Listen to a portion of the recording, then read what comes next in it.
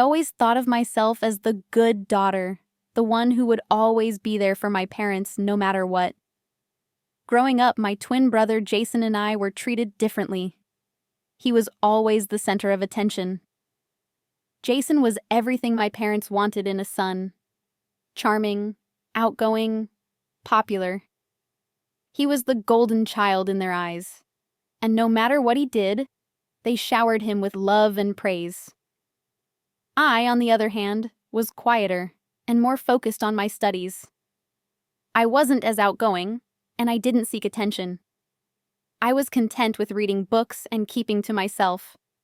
Still, I loved my parents and did everything I could to make them proud, even though deep down, I knew I was always second best. It hurt, but I never said anything. I just accepted my place. As we grew older, things didn't really change. Jason and I went down different paths, but the pattern remained. We both married around the same time, and both of us had daughters. My daughter, Jenny, was a lot like me. Quiet, introverted, and not into the typical things kids her age were into. She spent most of her time reading or playing games, and I loved that about her. On the other hand, Jason's daughter was the complete opposite. She was outgoing, popular, and loved sports. My parents adored her, always talking about how perfect she was. It stung, but I didn't want to make it a big deal. I never resented her, but I couldn't deny that my daughter, Jenny, was always pushed aside in comparison. It was like Jason's daughter could do no wrong, while Jenny was always expected to be the responsible one. The day our daughters graduated from university was supposed to be one of the proudest days of our lives. We decided to have a joint celebration since their birthdays were so close together. My parents were excited, and I was eager to celebrate Jenny's accomplishment. But when the moment arrived, it quickly became clear that things had not changed. My parents, as always, focused all their attention on Jason's daughter. They surprised her with a brand new luxury car, an expensive black Mercedes-Benz. I was genuinely happy for her. She jumped up and down, hugging my parents, her joy lighting up the room. But as I watched this, I couldn't help but feel uneasy. Was I expecting too much? After all, we were all celebrating the same milestone. Still, I couldn't shake the feeling that something wasn't right. When it came time to hand out gifts to my daughter, I tried not to expect too much. But what happened next shocked me. My parents handed Jenny an envelope. I took it, confused, and when I opened it, my stomach dropped. It wasn't a gift or a congratulatory note. It was a bill, a long list of numbers and amounts that added up to a huge total. My mother smiled proudly, thinking she was giving us the best gift ever. "Life is fair," she said, as though this was a lesson I should learn. "Jenny has worked hard, saved up, and now it's her time to contribute to the family." I stared at the paper, unable to understand what was happening. My parents weren't giving my daughter a gift. They were giving her their debts. My blood ran cold as I tried to process this. How could they think this was fair? I looked over at Jason, hoping for some sign that he saw how wrong this was.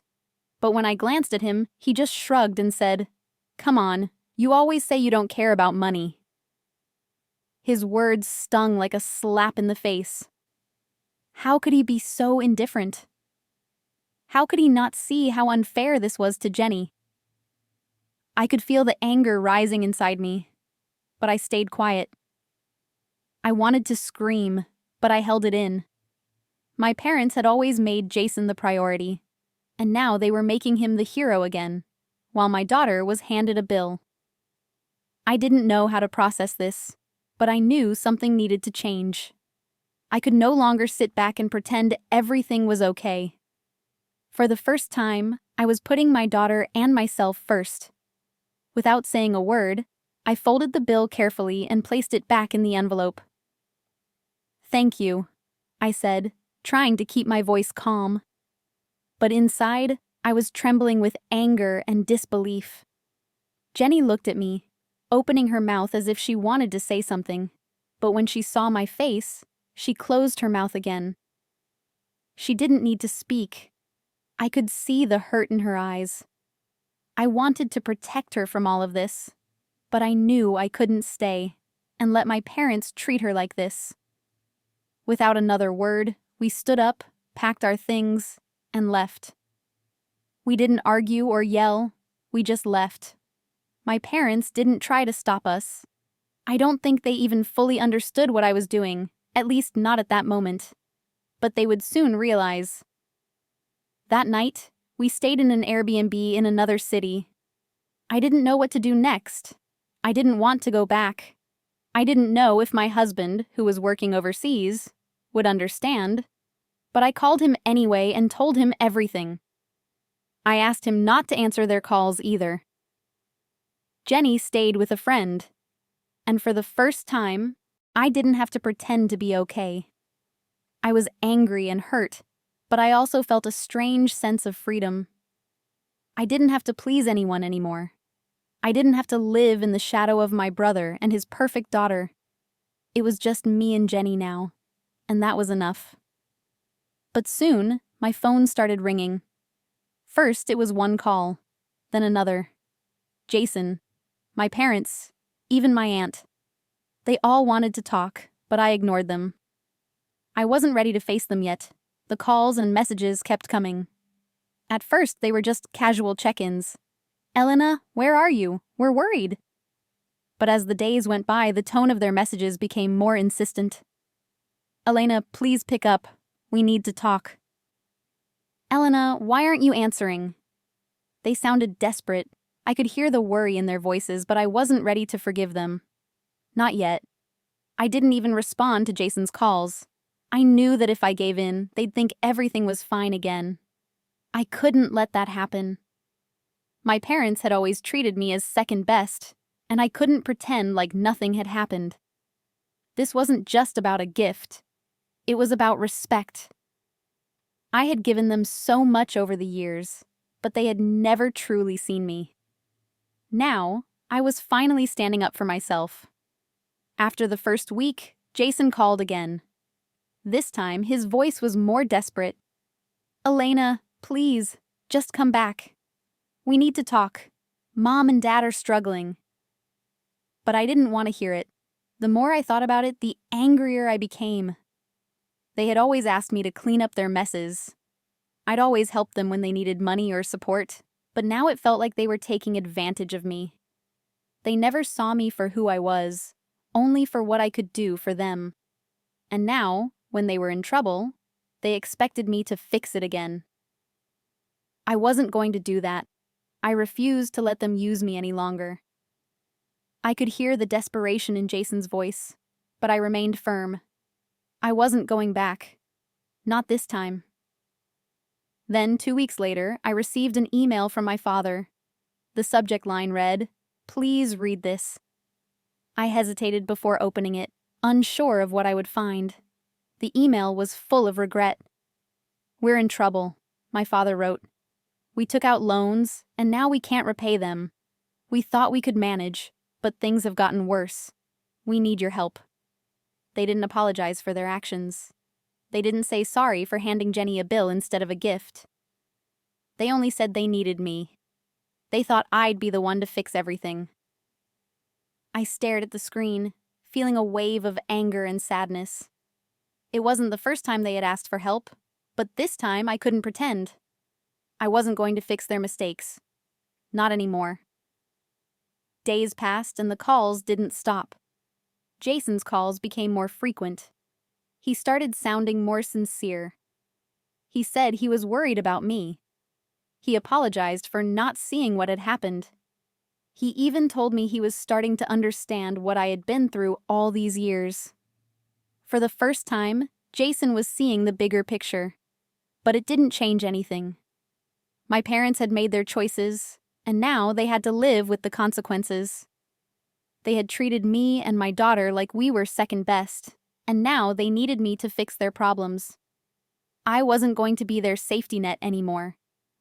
As much as I wanted to heal the family, I had to be strong for Jenny. I had to set boundaries. A few days later, my aunt called. She was always the peacemaker in the family, trying to smooth things over. This time, her voice was different, softer, almost pleading. "Elena, please, we need to talk. Your parents are really struggling. They miss you so much." But I wasn't ready to forgive them. I knew they weren't truly sorry. They were sorry because they were losing everything. I asked my aunt the same question I'd been asking myself. Why did they buy Jason's daughter a car when they were in so much debt? There was a long pause. Finally, she answered. They thought they could manage. They wanted to give Jason's daughter the best, but they didn't expect you to leave. It all came down to this. They had put Jason's daughter first, and now they were facing the consequences. Even after everything, my parents still didn't understand why I was upset. They didn't see it as favoritism. They saw it as giving Jason's daughter a reward. But I couldn't let it go. The truth was that they never really saw me. They didn't understand how hard I worked, how much I sacrificed, or how much I had given up for them. When they handed my daughter a bill instead of a gift, it was the final straw. I had been the one who always did the right thing, the one who always helped. But I was tired of being the one left behind. I wasn't going to be their backup anymore. It was time for them to face the consequences of their actions. The calls kept coming, but I didn't answer. Jason sent me more emails, apologizing for his part in all of this, but I ignored them. He had made his choice, and now he had to live with it. Life moved on, and I focused on what was important. My daughter and my own happiness. I was free from their drama. Weeks passed in silence. I didn't hear from them. I didn't want to hear from them. But then, one day, a package arrived. It was from my parents. I opened it slowly, wondering what they were trying this time. Inside was a simple letter. They apologized, admitting that they had lost something more important than any material gift. They didn't expect forgiveness, but they wanted me to know they loved me. I read it twice before tossing it in the trash. It was too little. Too late. Jason continued to send emails, but I didn't respond. He had chosen his side, and now he had to deal with the fallout. My family's regrets didn't matter to me anymore.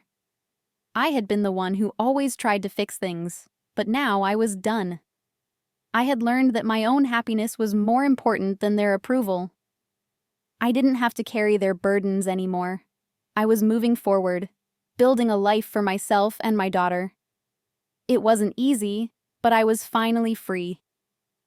I had learned that sometimes you have to walk away from toxic relationships, no matter how hard it may seem. For the first time, I was in control of my own future. Weeks passed, and life slowly returned to normal. I spent my days focusing on my work and spending time with my daughter. The silence from my parents was deafening, but it was peaceful. It was a quiet reminder that I had made the right choice. I didn't need their approval or their love to be happy. I had learned to love myself and my daughter without them. Then, one day, my phone rang again. It was my mother. She sounded desperate, pleading with me to come back. But I had made my decision. I wasn't going back.